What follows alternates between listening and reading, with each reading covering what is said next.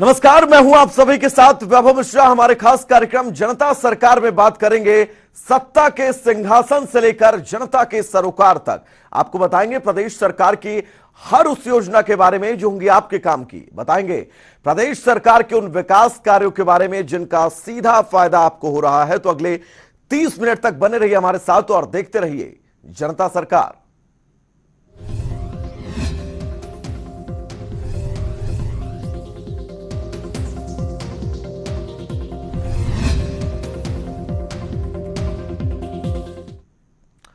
गुरुग्राम में छठ पूजा का कार्यक्रम का आयोजन किया गया, जहां मुख्यमंत्री मनोहर लाल ने मुख्य अतिथि के तौर पर शिरकत की और सूर्य देव को अर्घ्य दिया। साथ ही अगले साल से छठ पूजा के लिए सरकारी छुट्टी की भी घोषणा की है। रिपोर्ट देखिएगा।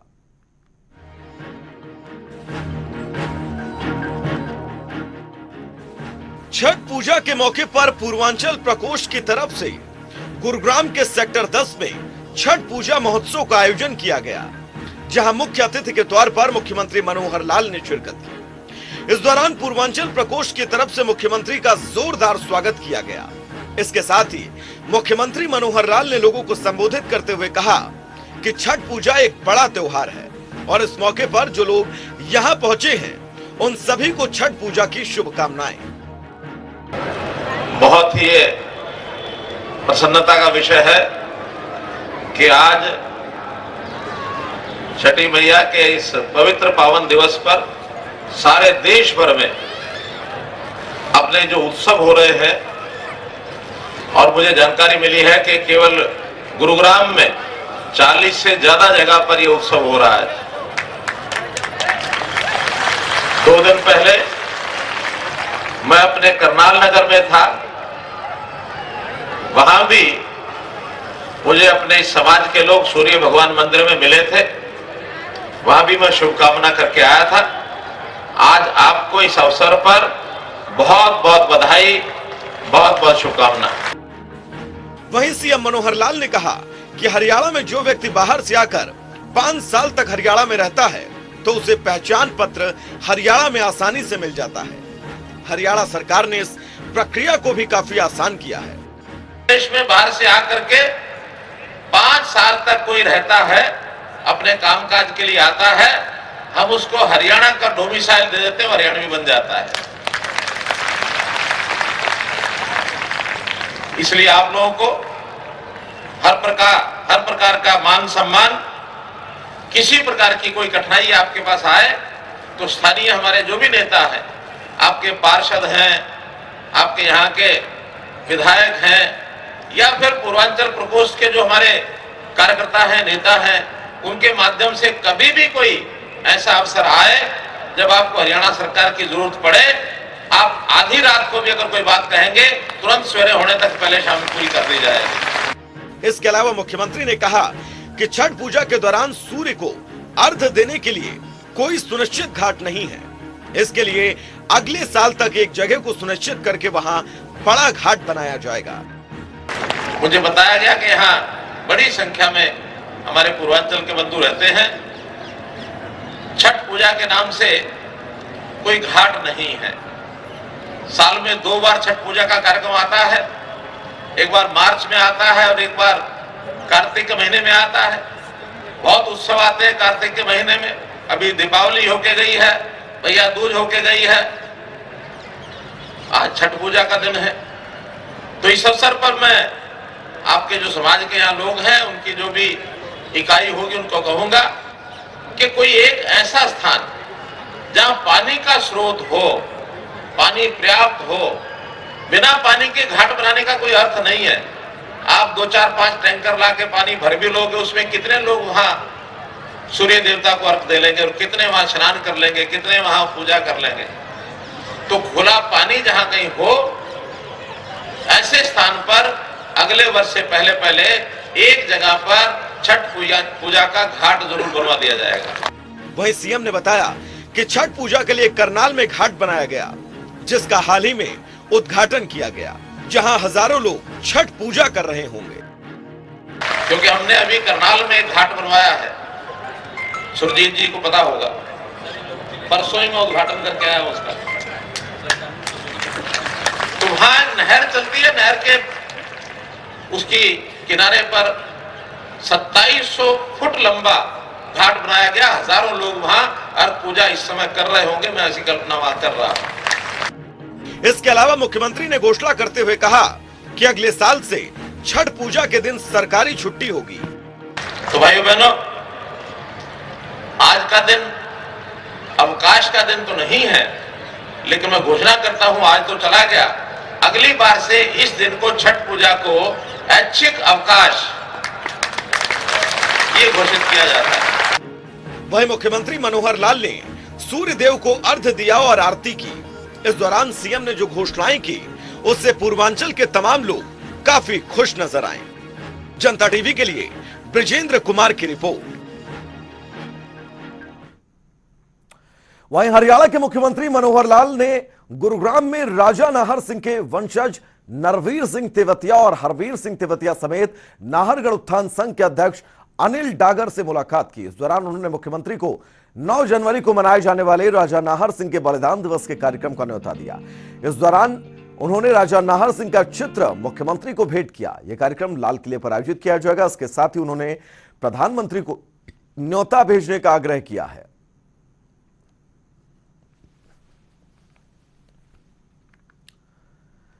भारत की तरफ से ओलंपिक खेलने वाली पहली महिला तलवारबाज भवानी देवी ने हरियाणा के मुख्यमंत्री मनोहर लाल से ऑनलाइन मीटिंग की। इस दौरान भवानी देवी ने हरियाणा सरकार की खेल नीति और तलवारबाजी प्रतियोगिता आयोजित करने की पहल की तारीफ करते हुए कहा कि हरियाणा सरकार की इस पहल से तलवारबाजी के खिलाड़ियों को प्रोत्साहन मिलेगा। भवानी देवी ने कहा कि ऐसा पहली बार है जब किसी राज्य के मुख्यमंत्री तलवारबाजी के लिए पहल कर रहे हैं। मुख्यमंत्री से बातचीत में भवानी देवी ने आश्वस्त किया कि इससे आने वाले वक्त में तलवारबाजी में और भी मेडल आने की संभावना बढ़ेगी। उन्होंने कहा कि पेरिस ओलंपिक में मेडल लाने के लिए प्रयास करूंगी। तो सीएम से भवानी देवी ने मीटिंग की है। तस्वीरें आप सबकी टेलीविजन स्क्रीन पर, वर्चुअली मीटिंग हुई है। चंडीगढ़ की तस्वीरें आप सबकी टीवी स्क्रीन पर। तलवारबाजी की खिलाड़ी हैं भवानी देवी, जिन्होंने मुख्यमंत्री से मीटिंग की है। तो चंडीगढ़ की तस्वीरें आप सबकी टीवी स्क्रीन पर। भवानी देवी ने हरियाणा सरकार की जमकर तारीफ की है।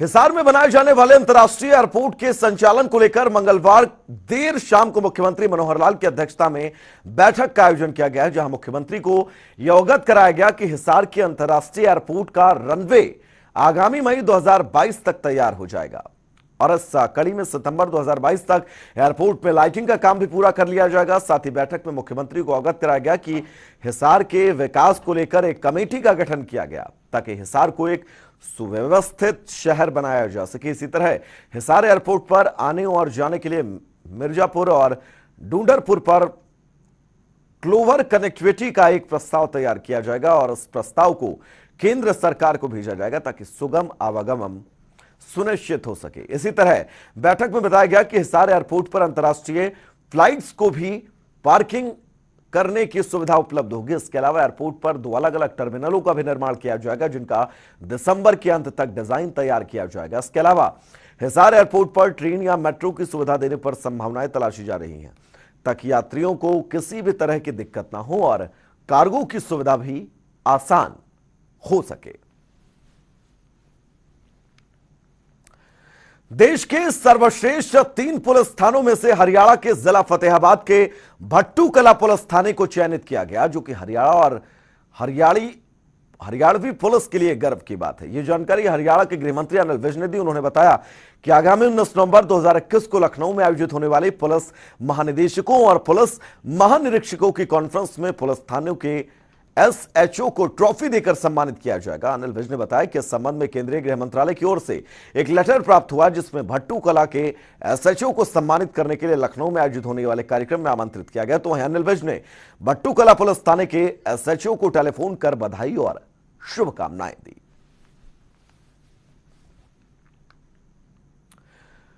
पंचकुला में हरियाणा विधानसभा के अध्यक्ष ज्ञानचंद गुप्ता ने छठ पूजा के महापर्व की सभी को शुभकामनाएं दी। उन्होंने कहा कि मैं प्रार्थना करता हूं कि सूर्यदेव का प्रकाश और छठी मैया का आशीर्वाद हमारे जीवन में सदा बना रहे। पूजा के शुभ अवसर पर मैं सभी पंचकुला वासियों को, हरियाणा वासियों को और देशवासियों को हार्दिक शुभकामनाएं देता। सूर्यदेव नारायण का प्रकाश और छठ मैया का आशीर्वाद हमारे जीवन पर बना रहे, ऐसी मैं भगवान से कामना करता हूँ। पिछले कई वर्षों से आप पूर्वांचल भाइयों से, जो पूर्वांचल से अपना शहर छोड़ करके, प्रांत छोड़ करके पंचकुला पधारे हैं, उनका स्नेह और प्यार हमेशा मिला है और उसी के परिणाम स्वरूप आज पंचकुला में एक भव्य छठ पूजा घाट का निर्माण लगभग 2.5 करोड़ रुपए की लागत से किया है। मैं समझता हूं कि सभी हमारे पूर्वांचल के साथी आज जो हरियाणा में और विशेष तौर पर पंचकुला में रह रहे हैं, वो इस छठ पूजा घाट पर जाकर के अपनी मनोकामना का पूर्ण करने के लिए शाम को वहां पर अर्घ देंगे और अपनी कामना की पूर्ति के लिए भगवान से प्रार्थना करेंगे। और मैं समझता हूं कि पूर्वांचल और हरियाणा वासी आज एक ही लड़ी में पुरोए हुए, एक जो हमारी माला है उसी के अंग हैं। और इस अवसर पर मैं सभी देशवासियों को, पूर्वांचल वासियों को विशेष तौर पर एक बार फिर शुभकामनाएं देता हूं। बहुत बहुत धन्यवाद। उधर चंडीगढ़ में खेल राज्य मंत्री संदीप सिंह ने जानकारी देते हुए बताया कि प्रदेश में बच्चों के लिए अंडर 8 और अंडर 10 की कुछ खेल प्रतियोगिताएं ला रहे हैं। ये कंपटीशन घर से बच्चों को मैदान तक लाने में मोटिवेट करेगा। तो वहीं आगामी समय में होने वाले खेलो इंडिया को लेकर संदीप सिंह ने कहा कि फरवरी में खेलो इंडिया का आयोजन किया जाएगा, जिसके लिए काफी तैयारी है। संदीप सिंह ने बताया कि केंद्रीय खेल मंत्री अनुराग ठाकुर अगले हफ्ते हरियाणा के दौरे पर आएंगे, जल्द खिलाड़ियों के खेलने और रहने के टेंडर देंगे। संदीप सिंह ने कहा कि हमें उम्मीद है कि अब तक के जितने भी खेलो इंडिया हुए हैं उनसे अच्छा करेंगे। और अंडर 10 के लिए भी हम कुछ कंपटीशन लेके आ रहे हैं। वो कंपटीशन इस तरीके का होगा कि बच्चों को घर से उठाकर फील्ड तक लाने के लिए मोटिवेट करेगा। वो खेलो इंडिया जो है फेब में हो रहा है और काफ़ी अच्छी तैयारी चल रही है। और माननीय अनुराग ठाकुर जी, केंद्रीय स्पोर्ट्स मिनिस्टर जो हैं हमारे, वो बहुत अगले वीक या बहुत जल्दी हमारे यहाँ विजिट भी करेंगे। और डेफिनेटली हमारी जो इंफ्रा है काफ़ी अच्छी प्रोग्रेस पर है। और अभी नेक्स्ट जो हमारे जो खाने के, रहने के जो ये सारे टेंडर्स हैं वो बहुत जल्दी हमारे खुलने वाले हैं। तो मुझे पूरी उम्मीद है कि हम जितनी भी अभी तक खेलो इंडियाज हुई हैं उनके अच्छा करेंगे। और हम जैसे हमारा पूरे देशवासियों का एक अतिथि भाव, जो हमारे अतिथि होते हैं उनको हम अच्छे तरीके से स्वागत करते हैं, तो उसी तरीके से हम स्वागत भी करेंगे। और बच्चों को सेफ्टी से अंडर 18 जो हमारा खेलो इंडिया होगा उसका प्रदेश का भी नाम रोशन होगा। उसमें जो खिलाड़ी आएंगे उनको हर सुविधा प्रोवाइड करेंगे। वहीं पिहोवा स्थित सरस्वती सरोवर पर छठ पूजा के मौके पर कार्यक्रम का आयोजन हुआ, जहां पूर्वांचल के लोगों ने डूबते सूर्य को अर्घ्य दिया और आरती भी की। इस दौरान खेल राज्य मंत्री संदीप सिंह मुख्य अतिथि के तौर पर मौजूद रहे। उन्होंने कहा कि यह त्योहार भारत में नहीं बल्कि विदेशों में भी मनाया जाता है, जिसके लिए उन्होंने सभी को बधाई दी। उन्होंने कहा वो बहुत खुश हैं कि वे अपने पुरानी सभ्यता की ओर आगे बढ़ रहे हैं। इसके साथ ही खेल मंत्री ने निजी कोष से 2 लाख रुपए पूर्वांचल समिति को देने की घोषणा की है।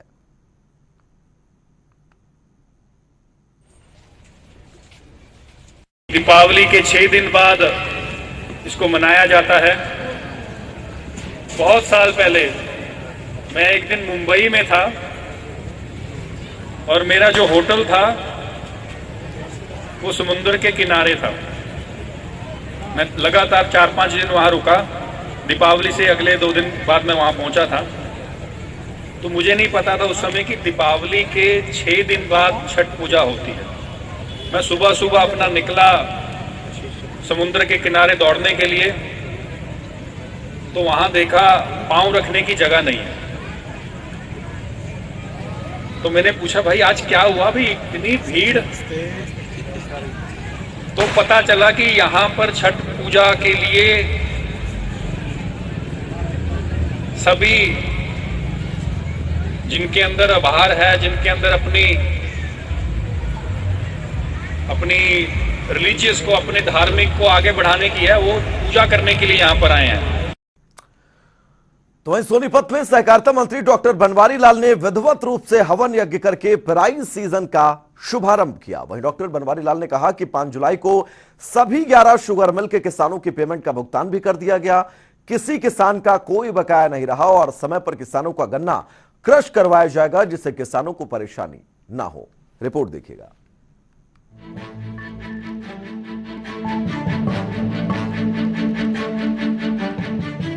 सोनीपत में भी पेराई सीजन का शुभारंभ कर दिया गया, जिसके लिए हरियाणा के सहकारिता मंत्री डॉक्टर बनवारी लाल सोनीपत पहुंचे, जहां उनका जोरदार स्वागत किया गया। तो वहीं डॉक्टर बनवारी लाल ने हवन यज्ञ किया और शुगर मिल में मशीन का बटन दबाकर गन्ने की पेराई सीजन का शुभारंभ किया। हरियाणा में चौथी शुगर मिल के रूप में सोनीपत की शुगर मिल को शुरू किया गया। तो इससे पहले सहकारिता मंत्री ने 2 किसानों को पगड़ी बांधकर सम्मानित किया। इसके साथ ही पिछले सीजन में अच्छा और बेहतरीन गन्ना लाने वाले किसानों को भी सम्मानित किया गया। वहीं डॉक्टर बनवारी लाल ने कहा कि चौथी मिल के रूप में इस मिल का शुभारंभ किया गया और देश भर में गन्ने का रेट देने में हरियाणा अव्वल रहा और पंजाब में रेट बढ़ने के बावजूद भी हरियाणा अव्वल रहेगा। साथ ही उन्होंने बताया कि हरियाणा सरकार किसानों के हित में काम कर रही है और गन्ना किसानों की कोई पेमेंट बकाया नहीं है। पिछले सीजन में भी किसी किसान की आपत्ति नहीं आई। आज सबसे पहले तो आज जो हमारी शुगर मिल सोनीपत है, इसके जो शुभारंभ हुआ उसके लिए, क्रशिंग का शुभारंभ हुआ उसके लिए मैं सभी को बधाई देता हूँ। और जिस तरह से हमारी जो शुगर मिल हम 3 पहले भी शुरू कर चुके हैं, 26 को हमने पलवल किया, फिर करनाल और पानीपत किया, आज ये चौथी शुगर मिल हमारी जिसका क्रशिंग का शुरुआत हुआ है। और जिस तरह से माननीय मुख्यमंत्री जी ने जो गन्ने का रेट पूरे देश के अंदर, पहले भी हम अव्वल थे और अब भी हम पूरे देश के अंदर गन्ने का जो रेट देने में सबसे ऊपर है। और माननीय मुख्यमंत्री जी ने ये भी कहा अगर पंजाब और रेट बढ़ाता है तो हम फिर भी उससे ज़्यादा ही रहेंगे, फिर हम किसानों का और भी रेट बढ़ाएंगे। तो किसानों के हित में जो सरकार काम कर रही है और परसों माननीय मुख्यमंत्री जी ने जो घोषणा की है कि किसानों का हित देखते हुए किसानों की आय कैसे बढ़े, उसी सिलसिले में उन्होंने 2 एकड़ तक जिन किसानों की ज़मीन है उसका प्रीमियम हरियाणा सरकार भरेगी और 5 एकड़ उनका आधा प्रीमियम हरियाणा सरकार भरेगी।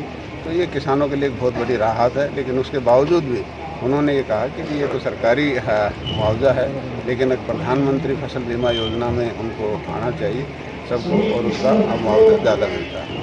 और इसी तरह किसानों की जो पेमेंट की बात है वो भी हमने 5 जुलाई को पूरे 11 के 11 शुगर मिल्स की किसानों की जो पेमेंट थी वो सब कर दी थी और किसी भी किसान की पेमेंट बाकी नहीं रही। और पिछले सीजन में भी किसी तरह की किसानों की तरफ से कोई आपत्ति दर्ज नहीं कराएगी कि उनका गन्ना क्रश नहीं हुआ। वहीं सहकारिता मंत्री डॉक्टर बनवारी लाल ने बताया कि किसानों के लिए ऑनलाइन सिस्टम कर दिया गया जिससे किसानों को परेशानी न हो। साथ ही उन्होंने बताया कि सभी 11 शुगर मिलों में एथेनॉल का प्लांट लगाने जा रहे हैं, क्योंकि सिर्फ चीनी बनाने से शुगर मिलों के घाटे को कम नहीं किया जा सकता। इसलिए शुगर मिलों में एथेनॉल प्लांट और बिजली बनाने के साथ साथ गुड़ शक्कर भी तैयार की जाएगी, जिससे मिलों को घाटों से उबारा जा सके।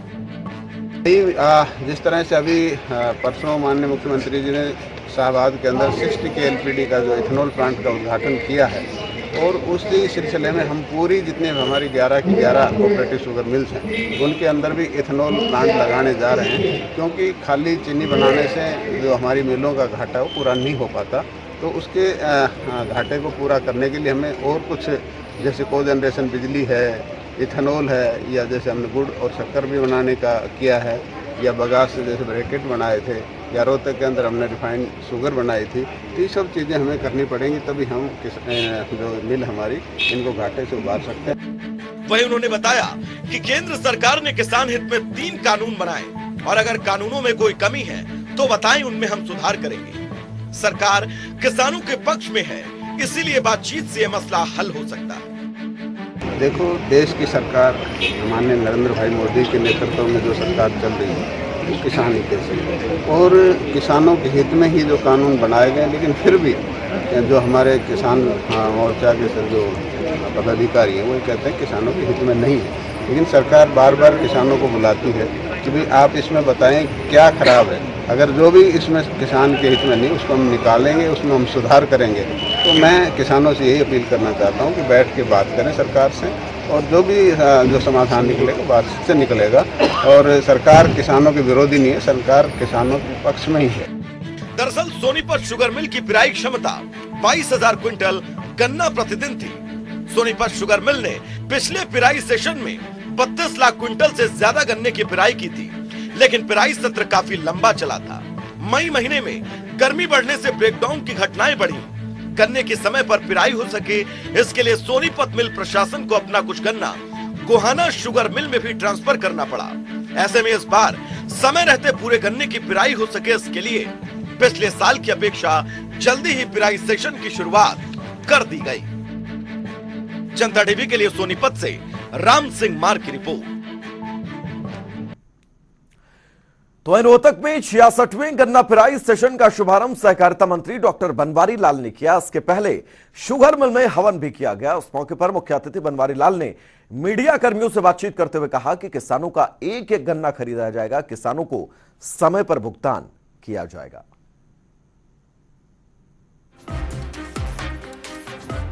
हरियाणा के सहकारिता मंत्री डॉक्टर बनवारी लाल ने रोहतक की सहकारी शुगर मिल में 66वें पिराई सेशन का शुभारंभ किया। इस मौके पर कई गणमान्य लोग मौजूद रहे। तो वहीं सहकारिता मंत्री डॉक्टर बनवारी लाल ने प्रदेश के किसानों को शुगर मिल शुरू होने पर बधाई दी। साथ ही उन्होंने बताया कि रोहतक की शुगर मिल काफी बेहतर तरीके से काम कर रही है और देश भर में रोहतक की शुगर मिल ऐसी दूसरी मिल है जहां रिफाइंड शुगर बनाई जाती है। आज सबसे पहले तो रोहतक कोऑपरेटिव शुगर मिल के 66वें पिराई सीजन का जो शुभारंभ हुआ उसके लिए मैं सभी किसानों को बहुत बहुत बधाई देता हूं। और पिछली बार से अब की बार 65 लाख क्विंटल का जो हमारा ये टारगेट है और 3500 टीसीडी की जो कैपेसिटी पे हमारी ये शुगर मिल चल रही है। और हमारी जो शुगर मिल है रोहतक की ये काफ़ी अच्छा काम कर रही है। और अभी बताया गया कि जो रोहतक शुगर मिल है उसकी जो शुगर का जो रेट है सबसे हिंदुस्तान में सबसे ज़्यादा 3800 कुछ है। और यहाँ रिफाइंड शुगर भी बनाई जा रही है, जो हिंदुस्तान में दूसरी मिल है जहाँ रिफाइंड शुगर बनाई जा रही है। वहीं सहकारिता मंत्री ने बताया कि जल्द ही शुगर मिलों में एथेनॉल प्लांट लगाने जा रहे हैं ताकि मिलों को घाटे से उबारा जा सके। साथ ही शुगर मिलों में बिजली बनाई जाएगी, गुड़ और शक्कर भी बनाया जाएगा। एथेनॉल प्लांट भी अगले सीजन तक लगाने जा रहे हैं ताकि हमारी जो मिलें हैं वो घाटे में चल रही हैं, उनका जो घाटा है उसको पूरा किया जा सके। और इसी तरह को जनरेशन है, कहीं हम गुड़ बना रहे हैं, कहीं हम ब्रिकेट्स बना रहे हैं। तो ये सारी चीज़ें हम बनाएंगे ताकि हमारा जो ये शुगर मिल में घाटा है इसको पूरा किया जा सके। वहीं उन्होंने बताया कि फिलहाल शाहबाद में 60 KLPD एथेनॉल प्लांट लगाया गया है और जल्द ही सभी शुगर मिल में एथेनॉल प्लांट लगाया जाएगा। अभी फिलहाल तो परसों माननीय मुख्यमंत्री जी ने शाहबाद में 60 KLPD का एक एथेनॉल प्लांट जो बना है उसका उद्घाटन किया है। और उसके बाद हम सभी शुगर मिल्स में लगाएंगे, लेकिन 90 से कम नहीं लगाएंगे। रोहतक में भी 90 KLPD का लगाएंगे। जहाँ छोटी मिलें हैं उनको 2-3 इकट्ठी करके क्लब करके उनमें लगाएंगे, लेकिन 60-90 से नीचे नहीं लगेगा क्योंकि वाइबल नहीं होता छोटा प्लांट। उसको भी हम जो शाहबाद वाला है उसको भी 90 तक करने जा रहे हैं, उसको भी बढ़ाएंगे। तो सभी में हम एथेनॉल प्लांट लगाने वाले हैं। वहीं झज्जर में भी शुगर मिल लगाने की किसानों की मांग पर बनवारी लाल ने कहा कि अगर जरूरत पड़ती है तो नई मिल लगाई जा सकती है। इसके साथ ही उन्होंने कहा कि गन्ना किसानों की पेमेंट बकाया नहीं है, हर किसान खुश है और आगे भी किसानों की पेमेंट में कोई दिक्कत नहीं आएगी। जनता टीवी के लिए रोहतक से संजय कुमार की रिपोर्ट।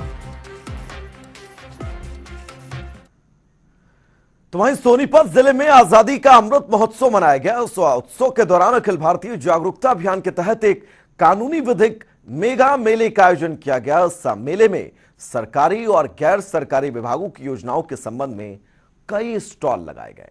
इस मेले का उद्घाटन जिला और सत्र न्यायाधीश सुभाष महला समेत जिला विधिक सेवा प्राधिकरण रमेश चंद्र ने किया। इस मेगा कैंप में विशेष रूप से सोलर इक्विपमेंट, पुलिस विभाग, स्वास्थ्य विभाग, नगर निगम, शिक्षा विभाग, जिला कारागार, हरियाणा रोडवेज विभाग, जिला कल्याण विभाग, जिला बाल कल्याण विभाग, कृषि विभाग, मत्स्य विभाग, बागवानी विभाग, पशुपालन विभाग समेत तमाम विभागों की ओर से स्टॉल लगाए गए, जहां लोगों को सभी विभागों की जानकारी दी गई और मौके पर ही समस्याओं का समाधान किया गया।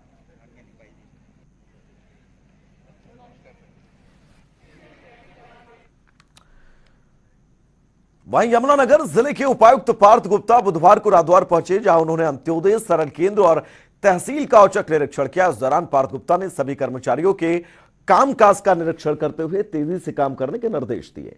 इस दौरान पटवारी को दिए गए काम में देरी हो जाने की वजह से फटकार लगाई गई। इतना ही नहीं, कर्मचारियों की लेट लतीफी पर कारण बताओ नोटिस भी जारी करने के निर्देश हुए और पेंडिंग इंतकाल को 15 दिन में पूरा करने के आदेश दिए गए।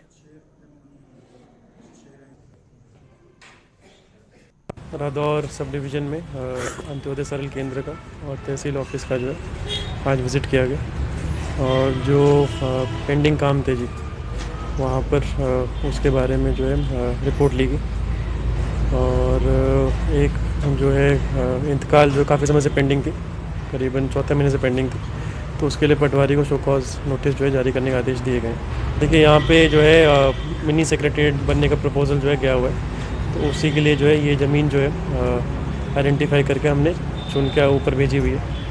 तो ये जो है स्थान भी देखा गया और जल्दी जो है हमारे जो प्रशासन के अधिकारी हैं रादौर सब डिवीज़न में, उनके लिए जो है यहाँ सब डिवीज़न में जो मिनी सेक्रेटेरिएट बनेगा और रेजिडेंसी बनने का यहाँ प्रावधान किया जाएगा। उसके बारे में सेक्रेटरी साहब से बात हुई है और उन्होंने ये बताया कि जो कॉलोनियाँ अप्रूव कराने के लिए उन्होंने प्रपोजल ऊपर भेजा हुआ है, तो एक बार ऊपर से जब अप्रूवल मिल जाएगी सरकार की, उसके बाद ही वहाँ पे रजिस्ट्रियाँ खोली जाएंगी। कॉलोनियाँ क्योंकि अप्रूव नहीं हुई है, उसके लिए प्रपोजल इनकी तरफ से गया हुआ है। जब सरकार से वो अप्रूव मंजूरी होकर आती है, उसके बाद ही जो है उन कॉलोनी में रजिस्ट्री चालू हो पाएगी। मैं एक बार एसडीएम साहब से बोलूँगा कि उसके बारे में पता करके मुझे बताएं।